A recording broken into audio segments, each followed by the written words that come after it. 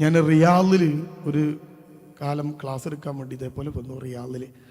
റിയാദിൽ വന്നപ്പോൾ ഐക്യ എന്ന് പറയുന്ന ഒരു കട തുടങ്ങിയിട്ടുണ്ട്. അപ്പോൾ അവിടെ നിൽക്കുന്ന ഒരാൾ പറഞ്ഞു, നിങ്ങൾ വെറുതെ ഇങ്ങനെ നിൽക്കല്ലേ, ഈ ഗൾഫിലൊക്കെ വന്നാൽ വ്യാഴം വെള്ളി ശനി മാത്രമേ നമുക്ക് ഡിമാൻഡ് ഉണ്ടാവുള്ളൂ, ബാക്കി സമയത്തൊന്നും നമ്മൾ ആർക്കും വേണ്ടി വരില്ല. അപ്പോൾ ഒരാൾ വന്ന് പറഞ്ഞു, നമുക്ക് ഐക്യലൊന്ന് ഉപയോഗിക്കാം. എന്നാ ഉപയോഗിക്കുക.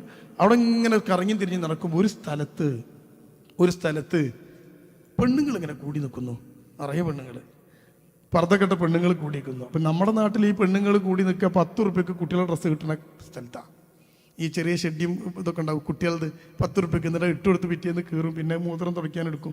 അങ്ങനത്തെ സ്ഥലത്താണ് ഏറ്റവും കൂടുതൽ ഈ പെണ്ണുങ്ങൾ കൂടി. ഞാൻ വിചാരിച്ചു ഇത് വല്ല കുട്ടികളുടെ ട്രൗസറും കിട്ടുന്ന സ്ഥലമാണെന്ന് വിചാരിച്ച് ഞാനും പോയി എത്തി നോക്കിയപ്പോൾ മെഴുകുതിരി വിൽക്കുന്ന സ്ഥലത്താണ് പെണ്ണുങ്ങൾ തിരക്ക് കിട്ടുന്നത്. മെഴുകുതിരി വിൽക്കുന്ന സ്ഥലത്ത് ഞാൻ അത്ഭുതപ്പെട്ട് ചോദിച്ചു, അല്ല ഇവിടെ കറണ്ട് കട്ടൊക്കെ ഉണ്ടോ എന്നിൻ്റെ കൂടെ വന്ന് അവളോട് ചോദിച്ചു, കറണ്ട് കട്ടോ ഇവിടെ ഇല്ലല്ലോ, പിന്നെ എന്തിനാ ഈ മെഴുകുതിരി ഇങ്ങനെ വാങ്ങിക്കൊണ്ടുപോണ്?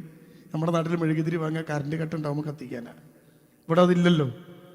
അപ്പോൾ ഞാൻ ചെന്നിട്ട് ഐക്യൻ്റെ യൂണിഫോം ഇട്ട് നിൽക്കുന്ന ചങ്ങാതിയിൽ ഒഴിച്ചു ഇത് എന്താണ് എന്ന് ചോദിച്ചപ്പോൾ, എൻ്റെ പ്രിയപ്പെട്ടവരെ, ജീവിതത്തിൽ അന്നാണ് ഞാൻ അറിയുന്നത് അങ്ങനെ ഒരു മെഴുകുതിരിയുള്ള കാര്യം.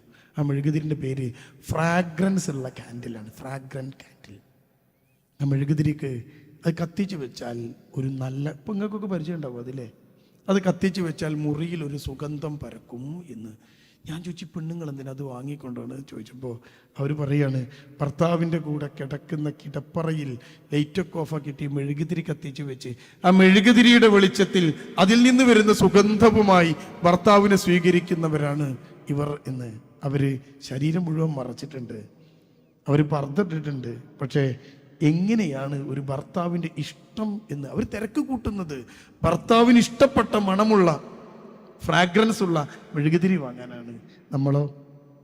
നമ്മൾ കുളിച്ചിട്ട് കെട്ടിവെച്ച മുടി ഉണങ്ങാതെ മണക്കുന്നത് പോലും അറിയാതെ ഭർത്താവിൻ്റെ അടുത്ത് ശയിക്കാൻ വരുന്നവർ 5 നേരം പല്ല് തേക്കുന്നത് നിങ്ങൾക്ക് ബുദ്ധിമുട്ടാകുമെന്നുള്ളത് കൊണ്ട് ഞാൻ നിങ്ങളോട് കൽപ്പിക്കുന്നില്ല എന്ന് പറഞ്ഞ മുഹമ്മദ് മുസ്തഫ സല്ലല്ലാഹു അലൈഹി വസല്ലമയുടെ ആളുകളെ നമ്മൾ 5 നേരം പല്ല് തേക്കാൻ നിങ്ങൾക്ക് ഞാൻ കൽപ്പിക്കാത്തത് ബുദ്ധിമുട്ടാവുന്നുള്ളതുകൊണ്ടാണ്.